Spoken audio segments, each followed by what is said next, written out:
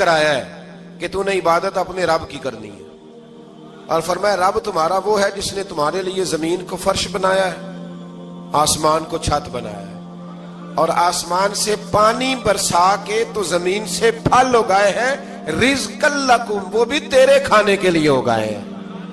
وہ جو آسمان سے بارش برسا کے زمین سے سبز اور پھل اگائے ہیں تو وہ بھی تیرے لیے۔ جب سارا کچھ تیرے لیے بنایا تو بھی تو عبادت کرنا اپنے رب کی، پھر کسی کو اس کا شریک نہ ٹھہرا۔ ایک چیلنج بھی کیا قرآن مجید نے اس رکوع کے اندر۔ کہا کرتے تھے مکے کے لوگ کہ آپ قرآن مجید کی آیتیں نبی کریم علیہ السلام سے کہا کرتے تھے کہ معاذ اللہ آپ خود بناتے ہیں، بنا کے لاتے ہیں۔ تو اللہ کریم نے فرمایا وَإِن كُنتُمْ فِي رَيْبٍ مِّمَّا نَزَّلْنَا عَلَىٰ عَبْدِنَا فَأْتُوا بِسُورَةٍ مِّن مِّثْلِهِ، اگر تمہیں شک ہو نا اس میں جو ہم نے بندہ خاص پہ نازل کیا ہے تو تم بھی اس جیسی ایک صورت بنا کے لاؤ۔ پڑھے لکھے تو تم بھی ہو نا، مکے میں تم بھی رہتے ہو، تو ایک صورت بنا کے لاؤ۔ قرآن مجید ہم سے چھینا گیا ہے سازش کے تحت، اس لیے کہ جس قوم کو قرآن آ جاتا ہے نا پھر کوئی کافر اس کا مقابلہ نہیں کر سکتا۔ دیکھیں نا اگر کافروں کے پاس جواب ہوتا قرآن پاک کا تو بدر اور احد میں نا کوئی آیت بنا کے لاتے قرآن کے مقابلے کی، تلواریں لے کے نہ آتے، ان کے پاس جواب ہی نہیں تھا۔ اور قیامت تک کسی کافر کے پاس قرآن مجید کا کوئی جواب، قرآن کا کوئی جواب، قسم اللہ کی جواب کوئی نہیں، قرآن کا اس کا کوئی جواب نہیں۔ کیا بات ہے قرآن پاک کی۔ وہ ایک دفعہ مسلمہ کذاب بے ایمان کہنے لگا میں نے بنا لیا قرآن پاک کا جواب، معاذ اللہ۔ جواب کیا بنایا؟ وہ سورت ہے نا القاریۃ ما القاریۃ وما ادراک ما القاریۃ، کھڑکھڑانے والی کیا ہے، کھڑکھڑانے والی تمہیں کیا پتا کیا ہے، کھڑکھڑی قیامت کا ذکر ہے۔ کہنے لگا میں نے اس جیسی سورت بنا لیا، تو کیا بنایا؟ الفیل مل فیل وما ادراک ما الفیل، کہنے لگا ہاتھی، تمہیں کیا پتا کیا ہاتھی، تم کیا جانو کیا ہاتھی۔ تو پاس جو اس کے اپنے بیٹھے تھے نا چیلے، وہ کہنے لگے چپ کر جا، سارے زمانے کو پتا ہے ہاتھی کیا ہوتا ہے۔ تو پاگل ہے، اس کے دو کان ہوتے ہیں، ایک سونڈ ہوتی ہے، چار اس کے پیر ہوتے ہیں۔ بیوقوف آدمی قرآن کا مقابلہ کرنا ہے تو کچھ چج کے ساتھ کر، پاگلوں کی طرح مقابلہ کرے گا، جوتے کھائے گا بھی ہمیں بھی پڑھوائے گا۔ تو قرآن مجید کا کوئی مقابلہ کر سکا؟ تو اس آیہ مبارکہ میں اللہ نے کافروں کو یہ کہا اگر مقابلہ نہیں کر سکتے تو پھر اللہ سے ڈرو، ورنہ دوزخ میں ڈالے جاؤ گے، وہ جس کا ایندھن آدمی اور پتھر ہے، اور بنائی بھی کافروں کے لیے گئی ہے۔ اعدت للکافرین، جہنم کس کے لیے بنائی گئی ہے؟ کافروں اور منافقوں کے لیے۔ مسلمانوں کے لیے بنائی گئی، مسلمان مرضی سے چھلانگے لگائیں تو ان کی موج ہے، ورنہ ان کے لیے جہنم، ان کے لیے اللہ نے جنت بنائی ہے۔ اور یہ بات کرتے ہی رب کریم نے فرمایا اے محبوب علیہ السلام مومنوں کو خوشخبری دے دیں کہ اللہ نے ان کے لیے جنت بنائی ہے، اس میں باغات ہیں، انہیں رزق دیا جائے گا کھانے کے لیے، اور اس میں انہیں پاکیزہ بیویاں دی جائیں گی، اور پھر وہ اس میں ہمیشہ رہیں گے، انہیں اس سے نکالا نہیں جائے گا۔ آگے جو آیات کریمہ ہے نا اس کے اندر اللہ تبارک و تعالیٰ نے فرمایا ہے کہ اللہ حیا نہیں کرتا سمجھانے کے لیے مچھر کی مثال بھی دینی پڑے۔ فرمایا قرآن سے کچھ لوگ ہدایت حاصل کرتے ہیں اور کچھ گمراہ ہو جاتے ہیں۔ جب لوگ اپنی مرضی کی تشریحات چاہتے ہیں تو گمراہ ہوتے ہیں، اور جب قرآن کو رسول اللہ صلی اللہ علیہ وسلم اور امت مسلمہ کی تشریحات کی روشنی میں سمجھتے ہیں تو پھر اللہ ہدایت عطا فرماتا ہے۔ پھر اللہ تبارک و تعالیٰ نے آگے ارشاد فرمایا حضرت آدم کی پیدائش کا واقعہ۔ مفسرین نے لکھا اللہ نے مشورہ کیا تھا فرشتوں سے، وَإِذْ قَالَ رَبُّكَ لِلْمَلَائِكَةِ إِنِّي جَاعِلٌ فِي الْأَرْضِ خَلِيفَةً، لیکن کچھ مفسرین کہتے ہیں کہ اللہ کو ضرورت نہیں فرشتوں سے مشورہ کرنے کی، اللہ نے فرشتوں سے مشورہ نہیں کیا، بلکہ رب نے انہیں آگاہ فرمایا تھا کہ میں لگا ہوں زمین پہ اپنا نائب بنانے، میں خلافت دینے لگا ہوں زمین پہ۔ اب یہ تو دینے والی کی مرضی ہے نا اس نے کس کو دینی ہے، یہ تو دینے والے کی مرضی ہے نا اس نے۔ تو کچھ لوگ کہتے ہیں کہ دینے والے سے زیادہ ہمیں پتہ ہے، تو فرشتوں کو بھی یہ اجتہادی خطا ہو گئی، کہنے لگے یا اللہ اسے نہ بنانا، یہ فساد کرے گا، یہ خون ریزیاں کرے گا۔ تو اللہ نے فرمایا جو میں جانتا ہوں وہ تم، اللہ اکبر۔ امام راضی فرماتے جب رمضان آتا ہے تو اللہ فرشتوں سے کہتا ہے ذرا یہ کھول کے دروازے دیکھو نا یہ زمین پہ کیا کر رہے ہیں، تم تو کہتے تھے فساد کریں گے اور یہ سارے تراویحاں پڑھ رہے ہیں، تم تو گویا کہتے تھے فساد کریں گے، اور یہ تو دیکھو گویا رمضان کے روزے رکھ رہے ہیں، یہ تو میری یاد میں نکلے ہوئے۔ تم کچھ کہتے تھے اور دیکھو میں نے تمہیں کہا تھا نا جو میں جانتا ہوں وہ تم۔ اللہ نے پھر حضرت آدم علیہ السلام کو تمام زمانے کے علوم عطا کیے، علم سکھا لیا۔ تو فرشتوں سے کہا تم بھی ان چیزوں کے نام بتاؤ، تو وہ بتا سکے نہیں۔ اللہ نے فرمایا اب اس طرح کرو، آدم کو سجدہ کرو۔ سب نے سجدہ کیا سوائے، وہ کہنے لگا یا اللہ صرف تجھے ہی کرنا ہے۔ کرنا بھی صرف اللہ کو چاہیے، پر رب کے آگے بھی جھکنا چاہیے، اور جس کے سامنے رب جھکائے نا وہاں بھی۔ اور یہ جو عاجزی ہے نا، یہ جو جھکنا ہے، یہ علم کے آگے ہے۔ ہماری مصیبت یہ ہے کہ ہم علم کے آگے بھی گردن جھکانے کو تیار نہیں ہوتے، وہاں بھی ہم خود عالم فاضل بن جاتے ہیں۔ تو فرمایا کہ سب سے کہا سجدہ کرو، سب نے سجدہ کیا سوائے ابلیس کے۔ تو پھر ہوا کیا، وکان من الکافرین، وہ کافروں میں سے ہو گیا۔ پھر اللہ نے حضرت آدم کو اور جناب حوا کو نا مقام دے دیا جنت میں رہنے کے لیے، اور کہا سارا کچھ کھانا، درخت کے قریب نہ جانا۔ ابھی آپ کسی سے کہہ دیں تھوڑا سا کہ پیچھے نہ دیکھنا، یعنی اگر میری سمجھ لیں ادب کی وجہ سے کوئی 1.5-2 منٹ یا 6 منٹ نہیں بھی نہ دیکھے گا تو سوچے گا ضرور کہ پتہ نہیں اب پیچھے کیا ہے، مصیبت کیا ہے۔ یعنی آپ کہہ کے دیکھ لیں کسی کو، پیچھے نہ دیکھنا، فطرت ہے نا انسان کی، وہ جستجو کرتا ہے، کہا اس درخت کے پاس نہ جانا۔ تو حضرت حوا سلام اللہ علیہ کہتے ہیں دل میں خیال رہتا تھا کہ آخر ہے کیا درخت کے پاس۔ یہی انسان کا عقیدہ توحید ہے کہ جہاں سے رب منع کر دے وہاں وہ منع ہو جائے، اور یہ ان کی خطا نہیں تھی، یہ اللہ کی حکمت تھی، چونکہ رب نے تو پہلے کہہ دیا تھا بنایا ہی زمین کے لیے، تو یہ تو سارا کچھ ہونا تھا تو زمین پہ آنا تھا نا۔ تو حضرت حوا اور جناب آدم کے پاس شیطان آیا، اب اس کو نکال تو دیا تھا پر ابھی اس کا جنت میں آنا جانا بند نہیں ہوا تھا، یہ بھی اللہ کی حکمت تھی۔ تو وہ کہنے لگا تمہیں پتہ ہے بعد میں مر جاؤ گے؟ تو حضرت حوا کہنے لگی کیا موت بھی آئے گی؟ کہاں، اس کی تکلیف بھی بڑی ہوگی، تو پھر بچیں گے کیسے؟ تو کہنے لگے پھل کھا لو اس درخت کا۔ تو بچنے کے لیے پھل کھایا تھا۔ اس طرح لوگ آج بہت سارے کام بچنے کے لیے کرتے ہیں پر بچ سکتے، بچنے کے لیے پھل کھایا تو اللہ نے فرمایا زمین پہ چلے جاؤ۔ تو حضرت آدم زمین پہ آئے، پھر کئی 100 سال روتے رہے۔ فَتَلَقَّى آدَمُ مِن رَبِّهِ کَلِمَاتٍ، تو پھر اللہ نے خود ہی جناب آدم کو کچھ کلمے سکھائے۔ علامہ اسماعیل حقی فرماتے ہیں وہ کلمے یہ تھے کہ حضرت آدم نے میرے نبی کا وسیلہ پیش کیا، اللہ کریم نے جناب آدم کی دعا کو مقبول فرما لیا۔ پھر آگے بنی اسرائیل کا ذکر آ جاتا ہے۔ اللہ تعالیٰ نے بنی اسرائیل، آج آپ اسی قوم کو یہودی کہتے ہیں، ان کو اللہ نے اس زمانے میں فضیلت عطا کی تھی بہت زیادہ۔ تو عرب کے اندر جب نبی پاک علیہ السلام نے اعلان نبوت کیا تو کچھ لوگوں نے یہ کہہ دیا کہ اگر یہ یہودی کلمہ پڑھ لیں گے تو ہم بھی پڑھ لیں گے۔ تو پھر اللہ نے انہیں یاد کرایا کہ تم اصل میں کیا ہو، تمہیں کلمہ پڑھنا چاہیے۔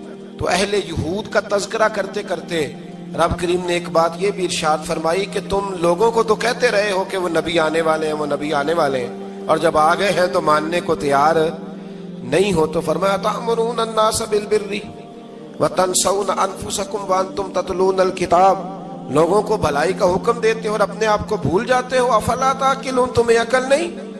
پھر اللہ نے انہیں یہ بھی یاد کرایا کہ یاد کرو وہ زمانہ کہ جب فرعون نے خواب دیکھ لیا تھا کہ کوئی بچہ اس کی سلطنت کو تباہ کرے گا، تو پھر اس نے تمہارے بچوں کو ذبح کرانا شروع کیا اور تمہاری بیٹیوں کو چھوڑتا تھا۔ فرمایا یہ بھی تو تم نے دیکھا، میں نے تمہیں پھر تم سے کہا جہاد کرو قوم عمالقہ کے خلاف، تو مقام طیہ میں جا کے یہ لوگ کہنے لگے ہم سے جہاد نہیں ہوتا۔ اللہ نے انہیں ایک میدان میں قید کر دیا۔ بڑی دلچسپ بات، قید تو لوگ ہوتے ہیں نا چار دیواری میں، تو اللہ نے بنی اسرائیل والوں کو جب انہوں نے کہا ہم جہاد نہیں کریں گے تو اللہ نے میدان میں قید کر دیا۔ میدان میں، یہ یاد رکھیں، جب انسان اللہ کی نافرمانی کرتا ہے تو اسے ایسی قید ملتی ہے جس کا اس نے تصور بھی نہیں کیا ہوتا۔ ایک میدان ہے مقام طیہ، قید ہو گئے، سارا دن سفر کرتے تھے، سارا دن، تو رات کو تھک کے سوتے تھے، صبح اٹھتے تھے نا جب، تو وہیں ہوتے تھے جہاں کل صبح چلے تھے۔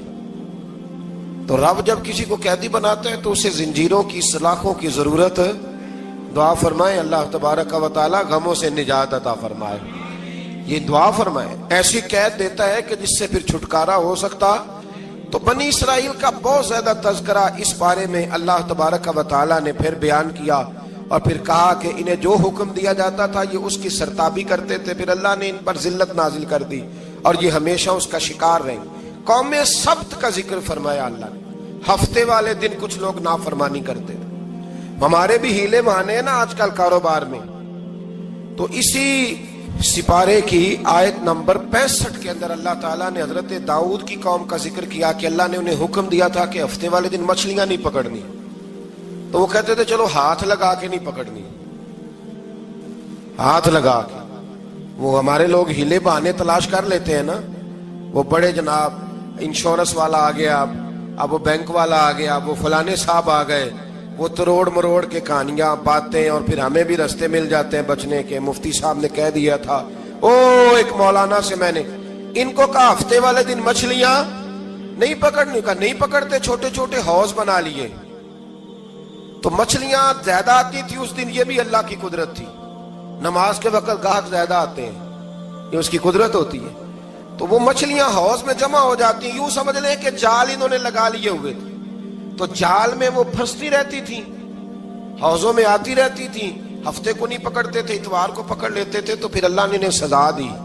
فرمایا تماشے کرتے ہو اللہ کے حکم کے ساتھ، کیا سزا دی؟ فَقُلْنَا لَهُمْ كُونُوا قِرَادَةً خَاسِئِينَ، فرمایا بندر بن جاؤ دھتکارے ہوئے۔ جو رزق حرام طریقے سے کماتے تھے رب انہیں بندر بنا دیتا تھا۔ ابھی بھی میں نے دیکھے ہیں بڑے بڑے تاجر پاگلوں جیسی زندگی گزار رہے ہیں، نفسیاتی طور پہ سکون نہیں ہے، کروڑوں روپیہ پڑا ہے۔ کیوں؟ اس لیے کہ رب کے بتائے ہوئے طریقے کے مطابق تجارت نہیں کرتے۔ آگے ایک اور دلچسپ بات آ گئی، بنی اسرائیل کے اندر نا ایک شخص نے اپنے چچا کو قتل کر دیا جائیداد کے لیے۔ یہ دیکھیں کب سے لوگ جائیداد کے لیے قتل کرتے آ رہے ہیں۔ چچا کو قتل کر دیا، اور قتل کر کے حضرت موسیٰ علیہ السلام کے پاس آئے کہ میرے چچا کو کسی نے قتل کر دیا ہے، تو بتائیں کیا کرنا ہے؟ تو آپ نے فرمایا کہ گائے ذبح کرو، اور اس کا ایک ٹکڑا مقتول کو مارو، مرنے والے کو، وہ خود اٹھ کے بتا دے گا مجھے کس نے قتل کیا ہے۔ اب ارادہ نہیں تھا گائے ذبح کرنے کا، تو بہانے کرنے لگے۔ ارادہ نہیں نہ ہوتا تو پھر کیا ہوتے ہیں؟ کہنے لگے گائے کس طرح کی ہو، بوڑھی ہو کہ بچی ہو، رنگ کیسا ہو، جوان ہو کہ چھوٹی ہو، حال میں ایک دفعہ چلنا سیکھ گئی ہو یا ابھی نہ سیکھی ہو، تو بتاتے گئے، تو رب بھی شرطیں بیان کرتا گیا۔ گہرے زرد رنگ کی ہو، حال کے اندر اسے نہ چلایا گیا ہو، پانی نہ نکالا گیا ہو، نہ بچی ہو نہ جوان ہو، اس کے درمیان ہو۔ یہ ساری شرطیں کہاں پائی جاتی تھی؟ حضرت موسیٰ علیہ السلام کی قوم کا ایک شخص تھا جو اللہ کا ولی تھا، وہ جب انتقال کرنے لگا نا، اللہ اکبر، دیکھو رب ولیوں کی اولادوں پر بھی کتنا فضل فرماتا ہے۔ وہ جب انتقال کرنے لگا تو ایک اس کے پاس چھوٹی سی بچیا تھی، گائے کی بچی، اس نے جنگل میں چھوڑ دی۔ کہنے لگا یا اللہ میں تیرے نام پہ چھوڑتا ہوں، میرا بچہ جوان ہو جائے تو اسے دے دینا، اور تو سرمایہ ہی کوئی نہیں۔ بچہ بڑا ہوا تو بچہ بھی بڑا نیک تھا، اپنی ماں کا بڑا فرما بردار تھا۔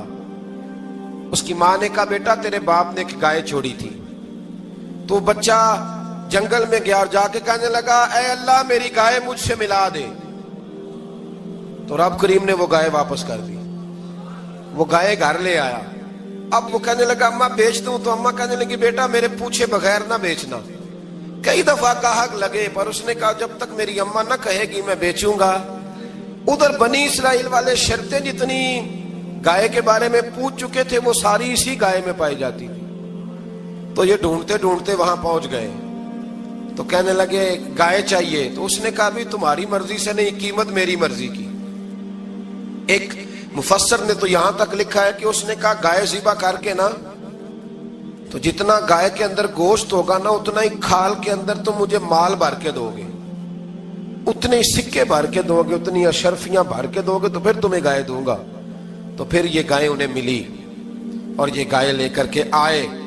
زیادہ سوالات نہ کرتے تو زیادہ الجھتے نہ۔ ہم بھی دین کے معاملے میں بڑے سوال جواب کرتے ہیں، اتنا سوال کریں جتنی اس کی ضرورت ہے۔ ان لوگوں نے سوالات زیادہ کیے تو پھر الجھ زیادہ گئے۔ تو میرے بھائی اس کا ذکر بھی اللہ تبارک و تعالیٰ نے پہلے پارے کے اندر بیان فرمایا۔ پھر اللہ کریم نے فرمایا کہ کچھ ایسے لوگ بھی ہیں یہودیوں میں سے جن کا دعویٰ ہو گیا ہے کہ ہم اللہ کے بڑے پیارے ہیں، فرمایا یہ صرف ان کے منہ کی باتیں، یہ تو قیامت میں پتہ چلے گا نا کہ اللہ کا پیار کس کے ساتھ زیادہ ہے۔ اور پھر یہ بھی یہودیوں نے دعویٰ کیا ہے، اسی پارے میں اللہ فرماتے ہیں کہ ان کا دعویٰ ہے کہ ہم اللہ کے بڑے پیارے ہیں، جنت میں ہم ہی جائیں گے، تو اللہ فرماتے ہیں پھر مرنے کی دعا تو کرو، جنت میں تو مر کے جانا ہے نا۔ لیکن رب فرماتے ہیں یہ کبھی مرنے کی دعا نہیں کریں گے، اس لیے کہ انہیں پتہ ہے کہ ہم نے آخرت کے لیے کیا بھیجا۔ لے جی پہلا حکم آ گیا، یا ایھا الذین آمنوا کہہ کے پہلی آیت قرآن پاک کی پہلے سپارے میں پہلی آیت جس میں اللہ نے کہا یا ایھا الذین آمنوا، تو پہلا حکم آمنوا کہہ کے آیت نمبر 104 میں جو اللہ نے حکم دیا ہے نا وہ نبی پاک کی تعظیم کا حکم ہے۔ پہلا حکم ہی اللہ نے حضور کی عزت اور ناموس کا ارشاد فرمایا، پہلا اس ترتیب کے لحاظ سے۔ وہ ہوا یہ کہ جب نبی پاک کو بات ارشاد کرتے تو صحابہ کرام اٹھ کے عرض کرتے رائینا یا رسول اللہ، حضور سمجھ نہیں آئی ذرا رعایت کر دے۔ تو یہودیوں کی عبرانی زبان کے اندر نہ ذرا کھینچ کے پڑھتے تھے رائینا، تو اس کا معنی بنتا تھا معاذ اللہ اے ہمارے چرواہے، بکریاں چرانے والے کو بھی وہ رائینا کہتے تھے۔ تو جب صحابہ یہ کہنے لگے تو اللہ نے منع ہی کر دیا، فرمایا میرے محبوب کے غلاموں اس لفظ کے پیچھے چھپ کے، اس لفظ کے پیچھے چھپ کے لوگ میرے نبی کی بے ادبی کر جاتے ہیں، تو جس لفظ کا کوئی ایک معنی بے ادبی والا بنتا ہو وہ لفظ بھی میرے نبی کے لیے نہ کہو، لفظ وہ والے کہو جس میں کوئی بے ادبی کا معنی نکلے نہ۔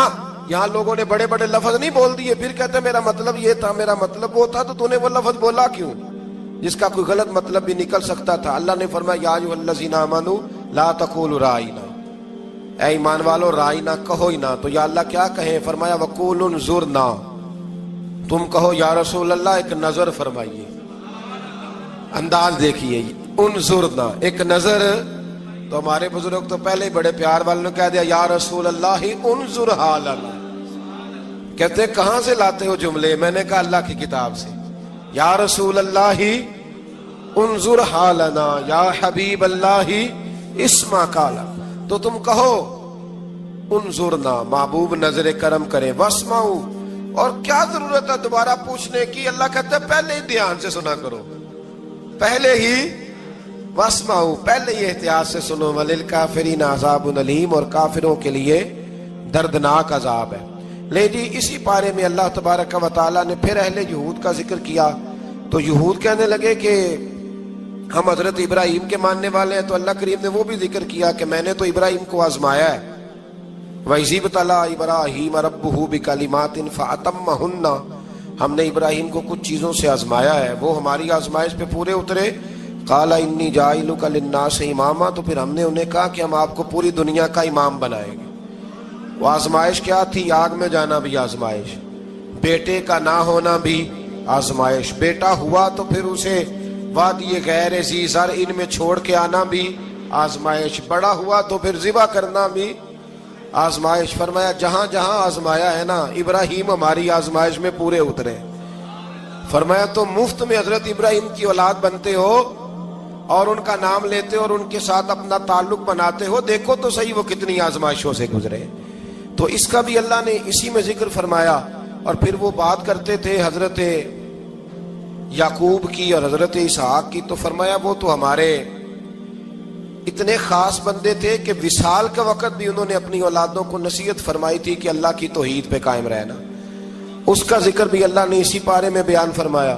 اور جو حضرت ابراہیم اور جناب اسماعیل نے کعبہ تعمیر کیا تو اس کا ذکر بھی اللہ تعالیٰ نے اسی پارے میں فرمایا۔ فرمایا جب وہ کعبہ بنا رہے تھے تو کہہ رہے تھے ربنا تقبل منا، کہہ رہے تھے اے اللہ بنا ہم نے دیا ہے پر مہربانی فرما ہم سے قبول فرما لے۔ تو جو آیہ کریمہ آخر میں عرض کرنا چاہتا ہوں اس پر بھی تھوڑی توجہ فرمائیں گے تو بات بڑی نکھر کے باہر آئے گی۔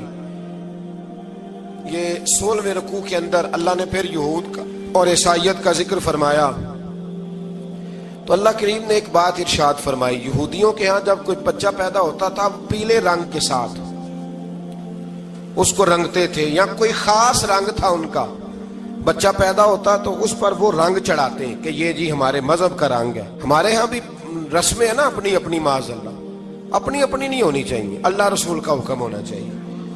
تو یہودیوں کے ہاں بچہ پیدا ہوتا تو ایک خاص رنگ چڑھاتے، عیسائیوں کے ہاں پیدا ہوتا تو وہ بھی ایک خاص رنگ چڑھاتے، تو مسلمانوں کے ہاں بچے پیدا ہوئے تو انہوں نے بھی توجہ کی کہ یہ کیا ہو رہا ہے، تو رب کریم نے فرمایا صبغۃ اللہ، رنگ اللہ کا ہی ہے، ومن احسن من اللہ صبغۃ، اور فرمایا اللہ کے رنگ سے زیادہ خوبصورت کس کا رنگ ہو سکتا ہے؟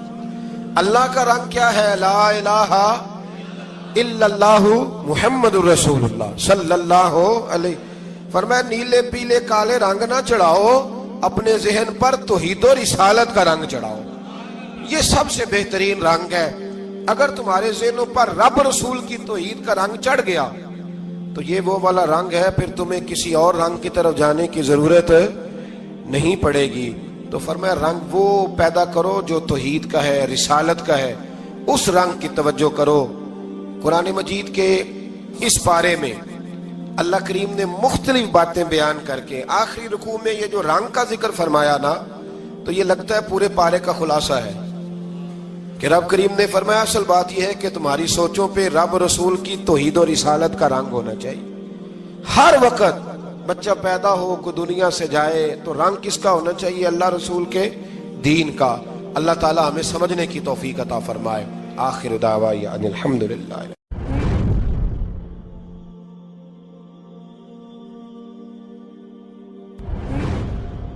اللہ تعالیٰ نے انسان کو یاد کرایا ہے کہ تو نے عبادت اپنے رب کی کرنی ہے، اور فرمایا رب تمہارا وہ ہے جس نے تمہارے لیے زمین کو فرش بنایا ہے، آسمان کو چھت بنایا ہے، اور آسمان سے پانی برسا کے تو زمین سے پھل اگائے ہیں، رزق لکم، وہ بھی تیرے کھانے کے لیے اگائے ہیں۔ وہ جو آسمان سے بارش برسا کے زمین سے سبز اور پھل اگائے ہیں تو وہ بھی تیرے لیے۔ جب سارا کچھ تیرے لیے بنایا تو بھی تو عبادت کرنا اپنے رب کی، پھر کسی کو اس کا شریک نہ ٹھہرا۔ ایک چیلنج بھی کیا قرآن مجید نے اس رکوع کے اندر۔ کہا کرتے تھے مکے کے لوگ کہ آپ قرآن مجید کی آیتیں نبی کریم علیہ السلام سے کہا کرتے تھے کہ معاذ اللہ آپ خود بناتے ہیں، بنا کے لاتے ہیں، تو اللہ کریم نے فرمایا وَإِن كُنتُمْ فِي رَيْبٍ مِّمَّا نَزَّلْنَا عَلَىٰ عَبْدِنَا فَأْتُوا بِسُورَةٍ مِّن مِّثْلِهِ، اگر تمہیں شک ہو نا اس میں جو ہم نے بندہ خاص پہ نازل کیا ہے تو تم بھی اس جیسی ایک صورت بنا کے لاؤ۔ پڑھے لکھے تو تم بھی ہو نا، مکے میں تم بھی رہتے ہو، تو ایک صورت بنا کے لاؤ۔ قرآن مجید ہم سے چھینا گیا ہے سازش کے تحت، اس لیے کہ جس قوم کو قرآن آ جاتا ہے نا پھر کوئی کافر اس کا مقابلہ نہیں کر سکتا۔ دیکھیں نا اگر کافروں کے پاس جواب ہوتا قرآن پاک کا تو بدر اور احد میں نا کوئی آیت بنا کے لاتے قرآن کے مقابلے کی، تلواریں لے کے نہ آتے، ان کے پاس جواب ہی نہیں تھا۔ اور قیامت تک کسی کافر کے پاس قرآن مجید کا کوئی جواب، قرآن کا کوئی جواب، قسم اللہ کی جواب کوئی نہیں، قرآن کا اس کا کوئی جواب نہیں۔ کیا بات ہے قرآن پاک کی۔ وہ ایک دفعہ مسلمہ کذاب بے ایمان کہنے لگا میں نے بنا لیا ہے قرآن پاک کا جواب، معاذ اللہ۔ جواب کیا بنایا؟ وہ صورت ہے نا القاریۃ ملقاریہ وما ادراک ملقاریہ، کھڑکھڑانے والی کیا ہے، کھڑکھڑانے والی تمہیں کیا پتا کیا ہے کھڑکھڑی، قیامت کا ذکر ہے۔ کہنے لگا میں نے اس جیسی صورت بنا لیا، تو کیا بنایا؟ الفیل ملفیل وما ادراک ملفیل، کہنے لگا ہاتھی، تمہیں کیا پتا کیا ہاتھی، تم کیا جانو کیا ہاتھی۔ تو پاس جو اس کے اپنے بیٹھے تھے نا چیلے، کہنے لگے چپ کر جا، سارے زمانے کو پتا ہے ہاتھی کیا ہوتا ہے۔ تو پاگل ہے، اس کے دو کان ہوتے ہیں، ایک سونڈ ہوتی ہے، چار اس کے پیر ہوتے ہیں۔ بیوقوف آدمی قرآن کا مقابلہ کرنا ہے تو کچھ چج کے ساتھ کر، پاگلوں کی طرح مقابلہ کرے گا، جوتے کھائے گا بھی ہمیں بھی پڑھوائے گا۔ تو قرآن مجید کا کوئی مقابلہ کر سکا؟ تو اس آیہ مبارکہ میں اللہ نے کافروں کو یہ کہا اگر مقابلہ نہیں کر سکتے تو پھر اللہ سے ڈرو، ورنہ دوزخ میں ڈالے جاؤ گے، وہ جس کا ایندھن آدمی اور پتھر ہے، اور بنائی بھی کافروں کے لیے گئی ہے۔ اعدت للکافرین، جہنم کس کے لیے بنائی گئی ہے؟ کافروں اور منافقوں کے لیے۔ مسلمانوں کے لیے بنائی گئی، مسلمان مرضی سے چھلانگے لگائیں تو ان کی موج ہے، ورنہ ان کے لیے جہنم، ان کے لیے اللہ نے جنت بنائی ہے۔ اور یہ بات کرتے ہی رب کریم نے فرمایا اے محبوب علیہ الصلوۃ والسلام مومنوں کو خوشخبری دے دیں کہ اللہ نے ان کے لیے جنت بنائی ہے، اس میں باغات ہیں، انہیں رزق دیا جائے گا کھانے کے لیے، اور اس میں انہیں پاکیزہ بیویاں دی جائیں گی، اور پھر وہ اس میں ہمیشہ رہیں گے، انہیں اس سے نکالا نہیں جائے گا۔ آگے جو آیات کریمہ ہے نا، اس کے اندر اللہ تبارک و تعالیٰ نے فرمایا ہے کہ اللہ حیا نہیں کرتا سمجھانے کے لیے مچھر کی مثال بھی دینی پڑے۔ فرمایا قرآن سے کچھ لوگ ہدایت حاصل کرتے ہیں اور کچھ گمراہ ہو جاتے ہیں۔ جب لوگ اپنی مرضی کی تشریحات چاہتے ہیں تو گمراہ ہوتے ہیں، اور جب قرآن کو رسول اللہ صلی اللہ علیہ وسلم اور امت مسلمہ کی تشریحات کی روشنی میں سمجھتے ہیں تو پھر اللہ ہدایت عطا فرماتا ہے۔ پھر اللہ تبارک و تعالیٰ نے آگے ارشاد فرمایا حضرت آدم کی پیدائش کا واقعہ۔ کچھ مفسرین نے لکھا اللہ نے مشورہ کیا تھا فرشتوں سے، وَإِذْ قَالَ رَبُّكَ لِلْمَلَائِكَةِ إِنِّي جَاعِلٌ فِي الْأَرْضِ خَلِيفَةً، لیکن کچھ مفسرین کہتے ہیں کہ اللہ کو ضرورت نہیں فرشتوں سے مشورہ کرنے کی۔ اللہ نے فرشتوں سے مشورہ نہیں کیا، بلکہ رب نے انہیں آگاہ فرمایا تھا کہ میں لگا ہوں زمین پہ اپنا نائب بنانے، میں خلافت دینے لگا ہوں زمین پہ۔ اب یہ تو دینے والی کی مرضی ہے نا، اس نے کس کو دینی ہے، یہ تو دینے والے کی مرضی ہے نا اس نے۔ تو کچھ لوگ کہتے ہیں کہ دینے والے سے زیادہ ہمیں پتہ ہے، تو فرشتوں کو بھی یہ اجتہادی خطا ہو گئی، کہنے لگے یا اللہ اسے نہ بنانا، یہ فساد کرے گا، یہ خون ریزیاں کرے گا۔ تو اللہ نے فرمایا جو میں جانتا ہوں وہ تم، اللہ اکبر۔ امام راضی فرماتے جب رمضان آتا ہے تو اللہ فرشتوں سے کہتا ہے ذرا یہ کھول کے دروازے دیکھو نا یہ زمین پہ کیا کر رہے ہیں، تم تو کہتے تھے فساد کریں گے اور یہ سارے تراویحیں پڑھ رہے ہیں، تم تو گویا کہتے تھے فساد کریں گے اور یہ تو دیکھو گویا رمضان کے روزے رکھ رہے ہیں، یہ تو میری یاد میں نکلے ہوئے، تم کچھ کہتے تھے اور دیکھو میں نے تمہیں کہا تھا نا جو میں جانتا ہوں وہ تم۔ اللہ نے پھر حضرت آدم علیہ السلام کو تمام زمانے کے علوم عطا کیے، علم سکھا لیا۔ تو فرشتوں سے کہا تم بھی ان چیزوں کے نام بتاؤ، تو وہ بتا سکے نہیں۔ اللہ نے فرمایا اب اس طرح کرو آدم کو سجدہ کرو، سب نے سجدہ کیا سوائے، وہ کہنے لگا یا اللہ صرف تجھے ہی کرنا ہے، کرنا بھی صرف اللہ کو چاہیے، پر رب کے آگے بھی جھکنا چاہیے، اور جس کے سامنے رب جھکائے نا وہاں بھی۔ اور یہ جو عاجزی ہے نا، یہ جو جھکنا ہے، یہ علم کے آگے ہے۔ ہماری مصیبت یہ ہے کہ ہم علم کے آگے بھی گردن جھکانے کو تیار نہیں ہوتے، وہاں بھی ہم خود عالم فاضل بن جاتے ہیں۔ تو فرمایا کہ سب سے کہا سجدہ کرو، سب نے سجدہ کیا سوائے ابلیس کے، تو پھر ہوا کیا وَكَانَ مِنَ الْكَافِرِينَ، وہ کافروں میں سے ہو گیا۔ پھر اللہ نے حضرت آدم کو اور جناب حوا کو نا مقام دے دیا جنت میں رہنے کے لیے، اور کہا سارا کچھ کھانا، درخت کے قریب نہ جانا۔ ابھی آپ کسی سے کہہ دیں تھوڑا سا کہ پیچھے نہ دیکھنا، یعنی اگر میری سمجھ لیں ادب کی وجہ سے کوئی 1.5-2 منٹ یا 6 منٹ نہیں بھی نہ دیکھے گا تو سوچے گا ضرور کہ پتہ نہیں اب پیچھے کیا ہے، مصیبت کیا ہے۔ یعنی آپ کہہ کے دیکھ لیں کسی کو، پیچھے نہ دیکھنا، فطرت ہے نا انسان کی، وہ جستجو کرتا ہے، کہا اس درخت کے پاس نہ جانا۔ تو حضرت حوا سلام اللہ علیہ کہتے ہیں دل میں خیال رہتا تھا کہ آخر ہے کیا درخت کے پاس۔ یہی انسان کا عقیدہ توحید ہے کہ جہاں سے رب منع کر دے وہاں وہ منع ہو جائے، اور یہ ان کی خطا نہیں تھی، یہ اللہ کی حکمت تھی، چونکہ رب نے تو پہلے کہہ دیا تھا بنایا ہی زمین کے لیے، تو یہ تو سارا کچھ ہونا تھا تو زمین پہ آنا تھا نا۔ تو حضرت حوا اور جناب آدم کے پاس شیطان آیا، اب اس کو نکال تو دیا تھا پر ابھی اس کا جنت میں آنا جانا بند نہیں ہوا تھا، یہ بھی اللہ کی حکمت تھی۔ تو وہ کہنے لگا تمہیں پتہ ہے بعد میں مر جاؤ گے؟ تو حضرت حوا کہنے لگی کیا موت بھی آئے گی؟ کہاں، اس کی تکلیف بھی بڑی ہوگی، تو پھر بچیں گے کیسے؟ تو کہنے لگے پھل کھا لو اس درخت کا، تو بچنے کے لیے پھل کھایا تھا۔ جس طرح لوگ آج بہت سارے کام بچنے کے لیے کرتے ہیں پر بچ سکتے، بچنے کے لیے پھل کھایا، تو اللہ نے فرمایا زمین پہ چلے جاؤ۔ تو حضرت آدم زمین پہ آئے، پھر کئی 100 سال روتے رہے، فَتَلَقَّى آدَمُ مِن رَبِّهِ کلمات، تو پھر اللہ نے خود ہی جناب آدم کو کچھ کلمے سکھائے۔ علامہ اسماعیل لکی فرماتے ہیں وہ کلمے یہ تھے کہ حضرت آدم نے میرے نبی کا وسیلہ پیش کیا، تو اللہ کریم نے جناب آدم کی دعا کو مقبول فرما لیا۔ پھر آگے بنی اسرائیل کا ذکر آ جاتا ہے۔ اللہ تعالیٰ نے بنی اسرائیل، آج آپ اسی قوم کو یہودی کہتے ہیں، ان کو اللہ نے اس زمانے میں فضیلت عطا کی تھی بہت زیادہ۔ تو عرب کے اندر جب نبی پاک علیہ السلام نے اعلان نبوت کیا تو کچھ لوگوں نے یہ کہہ دیا کہ اگر یہ یہودی کلمہ پڑھ لیں گے تو ہم بھی پڑھ لیں گے۔ تو پھر اللہ نے انہیں یاد کرایا کہ تم اصل میں کیا ہو، تمہیں کلمہ پڑھنا چاہیے۔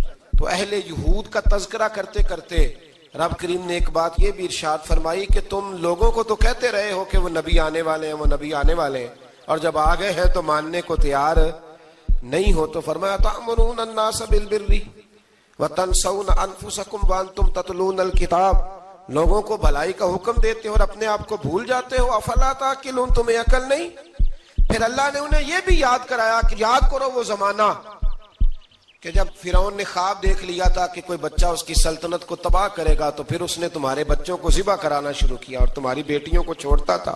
فرمایا یہ بھی تو تم نے دیکھا، میں نے تمہیں پھر تم سے کہا جہاد کرو قوم عمالقہ کے خلاف، تو مقام طیہ میں جا کے یہ لوگ کہنے لگے ہم سے جہاد نہیں ہوتا. اللہ نے انہیں ایک میدان میں قید کر دیا. بڑی دلچسپ بات، قید تو لوگ ہوتے ہیں نا چار دیواری میں، تو اللہ نے بنی اسرائیل والوں کو جب انہوں نے کہا جہاد نہیں کریں گے تو اللہ نے میدان میں قید کر دیا. میدان میں، یہ یاد رکھیں، جب انسان اللہ کی نافرمانی کرتا ہے تو اسے ایسی قید ملتی ہے جس کا اس نے تصور بھی نہیں کیا ہوتا. ایک میدان ہے مقام طیہ، قید ہو گئے. سارا دن سفر کرتے تھے، سارا دن، تو رات کو تھک کے سوتے تھے، صبح اٹھتے تھے نا جب، تو وہیں ہوتے تھے جہاں کل صبح چلے تھے. تو رب جب کسی کو قیدی بناتا ہے تو اسے زنجیروں کی، سلاخوں کی ضرورت. دعا فرمائے اللہ تبارک و تعالی غموں سے نجات عطا فرمائے. یہ دعا فرمائے، ایسی قید دیتا ہے کہ جس سے پھر چھٹکارا ہو سکتا. تو بنی اسرائیل کا بہت زیادہ تذکرہ اس بارے میں اللہ تبارک و تعالی نے پھر بیان کیا، اور پھر کہا کہ انہیں جو حکم دیا جاتا تھا یہ اس کی سرتابی کرتے تھے. پھر اللہ نے ان پر ذلت نازل کر دی اور یہ ہمیشہ اس کا شکار رہے. قوم سبت کا ذکر فرمایا اللہ نے. ہفتے والے دن کچھ لوگ نافرمانی کرتے. ہمارے بھی ہیلے بہانے ہیں نا آج کل کاروبار میں.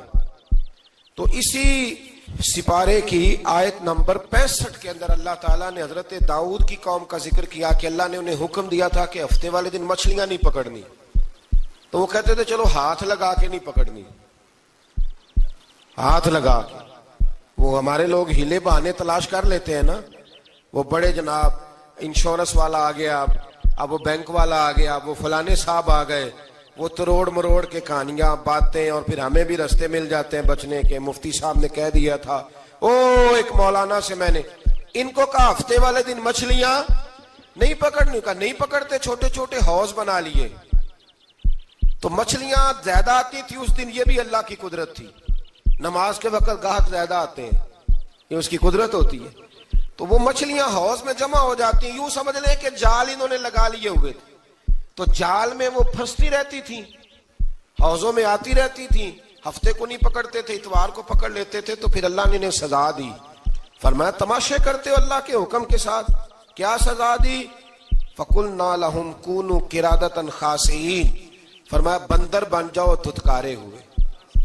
جو رزق حرام طریقے سے کماتے تھے رب انہیں بندر بنا دیتا تھا. ابھی بھی میں نے دیکھے ہیں بڑے بڑے تاجر پاگلوں جیسی زندگی گزار رہے ہیں. نفسیاتی طور پہ سکون نہیں ہے، کروڑوں روپیہ پڑا ہے. کیوں؟ اس لیے کہ رب کے بتائے ہوئے طریقے کے مطابق تجارت نہیں کرتے. آگے ایک اور دلچسپ بات آ گئی. بنی اسرائیل کے اندر نا ایک شخص نے اپنے چچا کو قتل کر دیا جائیداد کے لیے. یہ دیکھیں کب سے لوگ جائیداد کے لیے قتل کرتے آ رہے ہیں. چچا کو قتل کر دیا، اور قتل کر کے حضرت موسیٰ علیہ السلام کے پاس آئے کہ میرے چچا کو کسی نے قتل کر دیا ہے، تو بتائیں کیا کرنا ہے. تو آپ نے فرمایا کہ گائے ذبح کرو اور اس کا ایک ٹکڑا مقتول کو مارو، مرنے والے کو. وہ خود اٹھ کے بتا دے گا مجھے کس نے قتل کیا ہے. اب ارادہ نہیں تھا گائے ذبح کرنے کا تو بہانے کرنے لگے. ارادہ نہیں نہ ہوتا تو پھر کیا ہوتے ہیں، کہنے لگے گائے کس طرح کی ہو، بوڑھی ہو کہ بچی ہو، رنگ کیسا ہو، جوان ہو کہ چھوٹی ہو، حال میں ایک دفعہ چلنا سیکھ گئی ہو یا ابھی نہ سیکھی ہو. تو بتاتے گئے تو رب بھی شرطیں بیان کرتا گیا. گہرے زرد رنگ کی ہو، حال کے اندر اسے نہ چلایا گیا ہو، پانی نہ نکالا گیا ہو، نہ بچی ہو نہ جوان ہو، اس کے درمیان ہو. یہ ساری شرطیں کہاں پائی جاتی تھیں؟ حضرت موسیٰ علیہ السلام کی قوم کا ایک شخص تھا جو اللہ کا ولی تھا. وہ جب انتقال کرنے لگا نا، اللہ اکبر، دیکھو رب ولیوں کی اولادوں پر بھی کتنا فضل فرماتا ہے. وہ جب انتقال کرنے لگا تو ایک اس کے پاس چھوٹی سی بچیا تھی، گائے کی بچی. اس نے جنگل میں چھوڑ دی. کہنے لگا یا اللہ میں تیرے نام پہ چھوڑتا ہوں. میرا بچہ جوان ہو جائے تو اسے دے دینا، اور تو سرمایہ ہی کوئی نہیں۔ بچہ بڑا ہوا تو بچہ بھی بڑا نیک تھا، اپنی ماں کا بڑا فرما بردار تھا۔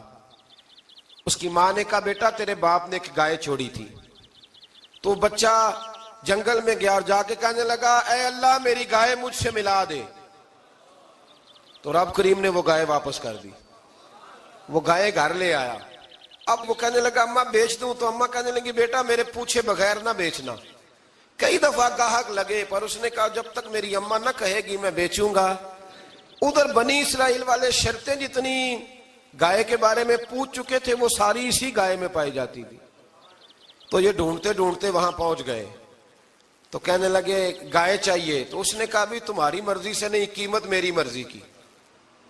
ایک مفسر نے تو یہاں تک لکھا ہے کہ اس نے کہا گائے ذبح کر کے نا، تو جتنا گائے کے اندر گوشت ہوگا نا اتنا ہی کھال کے اندر تم مجھے مال بھر کے دو گے، اتنے ہی سکے بھر کے دو گے، اتنی اشرفیاں بھر کے دو گے تو پھر تمہیں گائے دوں گا۔ تو پھر یہ گائے انہیں ملی اور یہ گائے لے کر کے آئے۔ زیادہ سوالات نہ کرتے تو زیادہ الجھتے نہ۔ ہم بھی دین کے معاملے میں بڑے سوال جواب کرتے ہیں، اتنا سوال کریں جتنی اس کی ضرورت ہے۔ ان لوگوں نے سوالات زیادہ کیے تو پھر الجھ زیادہ گئے۔ تو میرے بھائی اس کا ذکر بھی اللہ تبارک و تعالیٰ نے پہلے پارے کے اندر بیان فرمایا۔ پھر اللہ کریم نے فرمایا کہ کچھ ایسے لوگ بھی ہیں یہودیوں میں سے جن کا دعویٰ ہو گیا ہے کہ ہم اللہ کے بڑے پیارے ہیں۔ فرمایا یہ صرف ان کے منہ کی باتیں ہیں، یہ تو قیامت میں پتہ چلے گا نا کہ اللہ کا پیار کس کے ساتھ زیادہ ہے۔ اور پھر یہ بھی یہودیوں نے دعویٰ کیا ہے، اسی پارے میں اللہ فرماتے ہیں کہ ان کا دعویٰ ہے کہ ہم اللہ کے بڑے پیارے ہیں، جنت میں ہم ہی جائیں گے۔ تو اللہ فرماتا ہے پھر مرنے کی دعا تو کرو، جنت میں تو مر کے جانا ہے نا۔ لیکن رب فرماتے ہیں یہ کبھی مرنے کی دعا نہیں کریں گے، اس لیے کہ انہیں پتہ ہے کہ ہم نے آخرت کے لیے کیا بھیجا۔ لیکن جی پہلا حکم آ گیا یا ایھا الذین آمنوا کہہ کے، پہلی آیت قرآن پاک کی پہلے سپارے میں پہلی آیت جس میں اللہ نے کہا یا ایھا الذین آمنوا، تو پہلا حکم آمنوا کہہ کے آیت نمبر 104 میں جو اللہ نے حکم دیا ہے نا وہ نبی پاک کی تعظیم کا حکم ہے۔ پہلا حکم ہی اللہ نے حضور کی عزت اور ناموس کا ارشاد فرمایا۔ پہلا اس ترتیب کے لحاظ سے وہ ہوا یہ کہ جب نبی پاک کو بات ارشاد کرتے تو صحابہ کرام اٹھ کے عرض کرتے رائینا یا رسول اللہ، حضور سمجھ نہیں آئی ذرا رعایت کر دیں۔ تو یہودیوں کی عبرانی زبان کے اندر نہ ذرا کھینچ کے پڑھتے تھے رائینا، تو اس کا معنی بنتا تھا معاذ اللہ اے ہمارے چرواہے، بکریاں چرانے والے کو بھی وہ رائینا کہتے تھے۔ تو جب صحابہ یہ کہنے لگے تو اللہ نے منع ہی کر دیا، فرمایا میرے محبوب کے غلاموں اس لفظ کے پیچھے چھپ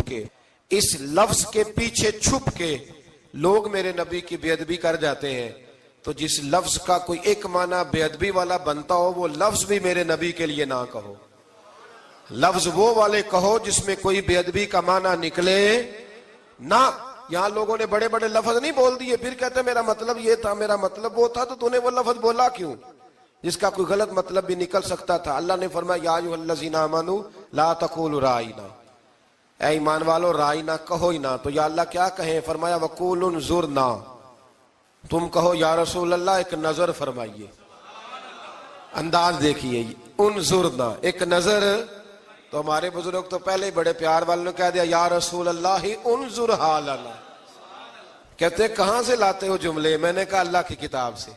یا رسول اللہ انظر حالنا یا حبیب اللہ اسمع قالا، تو تم کہو انظرنا، محبوب نظر کرم کرے، واسمعوا، اور کیا ضرورت ہے دوبارہ پوچھنے کی؟ اللہ کہتا ہے پہلے ہی دھیان سے سنا کرو، پہلے ہی واسمعوا، پہلے ہی احتیاط سے سنو، وللکافرین عذاب علیم، اور کافروں کے لیے دردناک عذاب ہے۔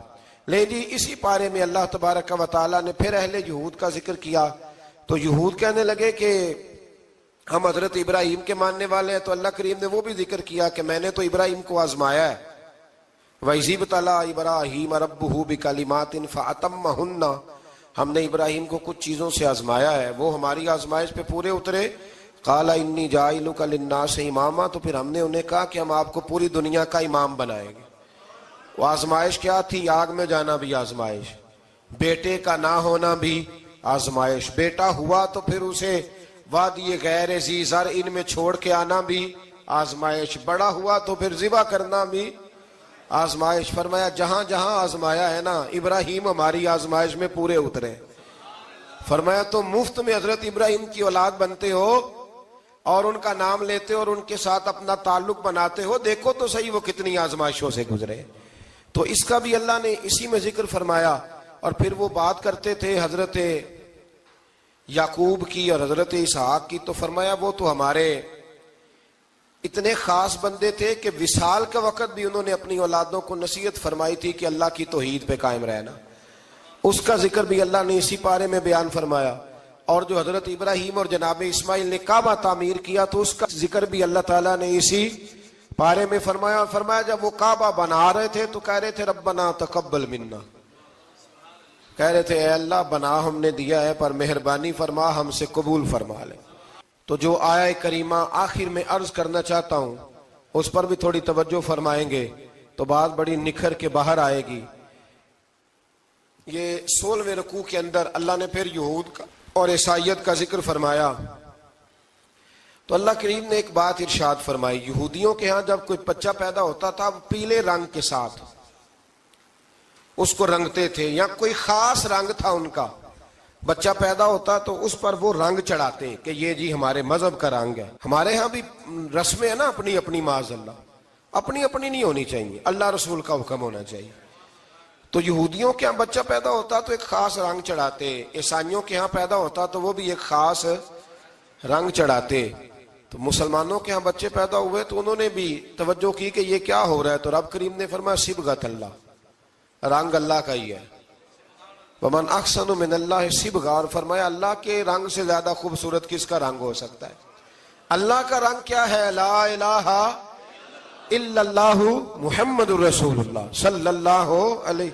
فرمایا نیلے پیلے کالے رنگ نہ چڑھاؤ، اپنے ذہن پر توحید و رسالت کا رنگ چڑھاؤ، یہ سب سے بہترین رنگ ہے۔